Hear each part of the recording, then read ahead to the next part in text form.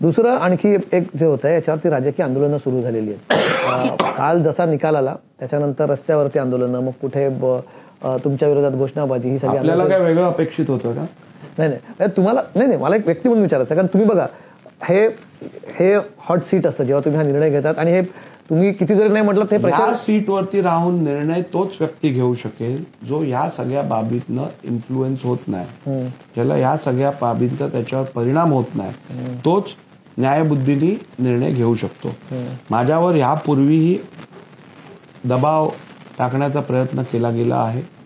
अनेक लोकांकडनं माझ्याविषयी टीका टिप्पण्या करून, अनवॉरंटेड कॉमेंट्स करून माझ्यावरती दबाव टाकायचा प्रयत्न केला गेला.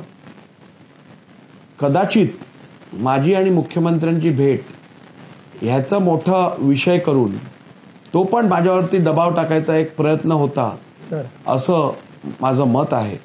आणि म्हणून अशा कुठच्याही दबावाखाली येऊन मी काम करत नाही, निर्णय प्रक्रियेवरती प्रेशर पडायला देत नाही. याचं स्पष्ट उदाहरण म्हणजे काल घेतलेला निर्णय आहे. पण हे दबावाचं तुम्ही म्हणताय, हा दबाव फक्त पॉलिटिकल स्टेटमेंट्स, राजकीय वक्तव्य करूनच येत होता की इतरही कुठल्या माध्यमातून दबाव आणण्याचा प्रयत्न झाला? नाही, बाकी कुठच्या माध्यमातून मी आपल्याला सांगितलं माझ्यावर दबाव पडलेला नाही आणि आणण्याचा प्रयत्न झाला असा तुमचा? नाही, मला तरी असं आठवत नाही. असा दबाव कुठलाच नव्हता तुम्हाला.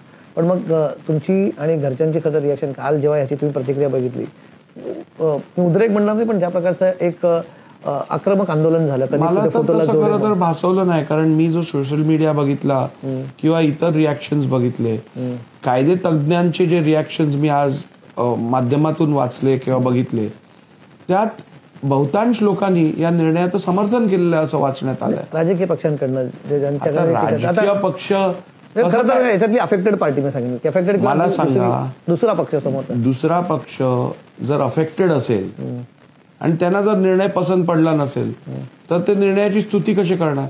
मी आपल्या सुरुवातीलाच सांगितलं, कुछ तो लोग कहेंगे, लोगों का काम है कहना.